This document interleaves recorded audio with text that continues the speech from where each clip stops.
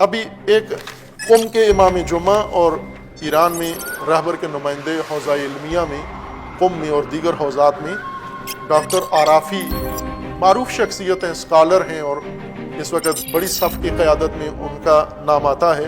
ان کا ایک خط ہے میرے پاس ہے، ان کا بیان ہے، 3-4 دن پہلے انہوں نے یہ بیان دیا تھا۔ انہوں نے یہ کہا ہے کہ جو بھی فتویٰ کی صلاحیت رکھتا ہے وہ فتویٰ دے۔ میں ان کے اس خط کا آخری پیراگراف عرض کر دیتا ہوں۔ اس میں انہوں نے لکھا ہے کہ المطابعہ من اہل العلم و اصحاب الفتوى من اجل اصدار فتاوى صریحہ تحرم العلاقات الاقتصادیہ والسیاسیہ والامنیہ والثقافیہ مع الکیان الصہیونی الغاصب و تحریم البضائع والانتاجات الاسرائیلیہ وكذلك السعی نحو تشجیع قطع علاقات الدول الاسلامیہ والعربیہ مع هذا الکیان الظالم والاجتناب من التصدیر۔ انہوں نے پورے عالم اسلام کے علماء سے تقاضا کیا ہے کہ جو بھی فتویٰ کی صلاحیت رکھتے ہیں، مراجع تقلید مجتہدین نہیں کہا، جو بھی فتویٰ کی صلاحیت رکھتا ہے، انہوں نے اہل علم کو کہا ہے کہ جو فتویٰ کی صلاحیت رکھتے ہیں وہ سب فتویٰ دیں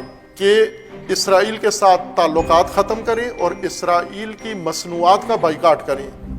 کیا اس وقت اسرائیل جہاں پہنچ گیا ہے فقط اسرائیل کی بائیکاٹ سے مسئلہ حل ہوگا؟ آپ صریح فتویٰ کیوں نہیں مانگتے تمام علماء اسلام جو قرآن انہیں کہتا ہے؟ اب ڈاکٹر آرافی کہتے ہیں کہ قطع تعلق کا فتویٰ دیں، قرآن کہتا ہے قتال کا فتویٰ دو، جہاد کا فتویٰ دو۔ قتال کا فتویٰ اس وقت جس فتویٰ کی ضرورت ہے وہ بائیکاٹ اور قطع تعلق نہیں ہے، بلکہ اس وقت جس فتویٰ کی ضرورت ہے وہ یہ ہے کہ آخری صہیونی کے روئے زمین تک ہونے تک تمام مسلمانوں پر بالعموم جہاد کو واجب قرار دیا جائے۔ آج عالم اسلام کو اس فتویٰ کی ضرورت ہے۔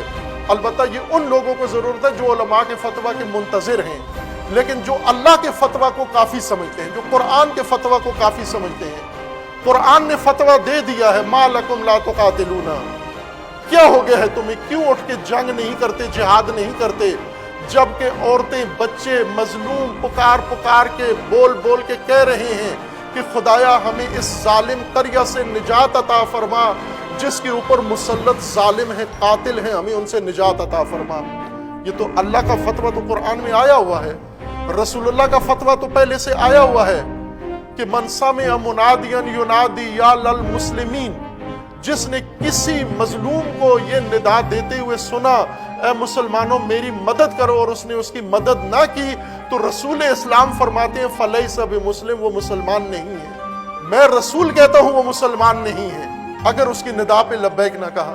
فقط ابھی 2 کام ہو رہے ہیں، ایک فلسطین کے لیے چندے جمع ہو رہے ہیں، اب ظاہر ہے یہ چندے پہنچ رہے ہیں نہیں پہنچ رہے ہیں اس کے بارے میں تو کچھ کسی کو پتہ نہیں ہے، لیکن یہ کام کر کے تشفی دیتے ہیں، تسلی دیتے ہیں کہ ہم فلسطین کے لیے کچھ کر رہے ہیں۔ کبھی فلسطین کے لیے کوئی ایک آدھ بیانیہ دے دیتے ہیں، اور کبھی فلسطین کے لیے یہ تقاضا ہے کہ قطع تعلق کرو۔ قطع تعلق نہیں، اسرائیل کے ساتھ روابط نہیں کاٹو، اسرائیل کو صفحہ ہستی سے کاٹ دو۔ وہ کام جو امام راحل نے فرمایا تھا کہ یہ غدہ سرطانی، یہ کینسر، اس کو صفحہ ہستی سے مٹا دو۔ اسرائیل باید از بین برود، اسرائیل ختم ہونا چاہیے۔